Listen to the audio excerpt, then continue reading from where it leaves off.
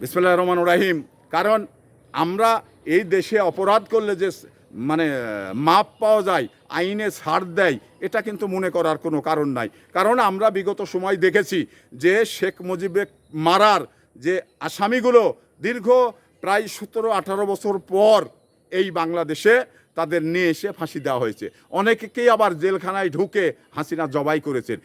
এরকম নজির কিন্তু বাংলাদেশে স্থাপন করা হয়েছে। তো সেই জায়গা থেকে হাসিনা এই অপরাধের বড় অপরাধী হয়েছিল, আপনারা জানেন।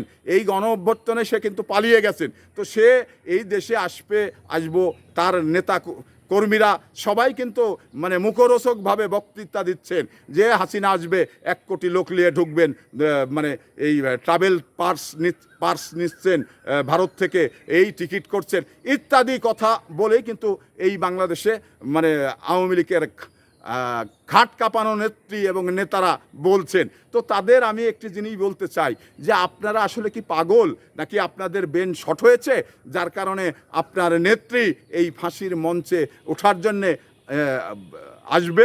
এটা তো আসার কোনো সুযোগ নেই, কারণ প্রচলিত আইনে তার ফাঁসির আদেশ হয়েছে।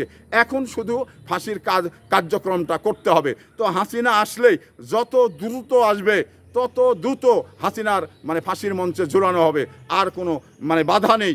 এটা বিচারে বলা হয়েছে। তো সে জায়গা থেকে আমরা এই বাংলাদেশের মানুষ অপেক্ষা করছি যে হাসিনাকে দ্রুত আসলে আমরা ফাঁসির মঞ্চে মানে ঝুলাবো। এবং বিদেশ থেকে উন্নত মানের রশি নিয়ে আসা হয়েছে, কারণ হাসিনা তো এদেশের প্রধানমন্ত্রী ছিলেন। তাহলে হাসিনাকে ফাঁসি দিতে হলে তো একটি উন্নত রশি দিয়েই দেওয়া দরকার। তো সেই দিক থেকে বাংলাদেশ উন্নত মানে রশি এনে রেডি।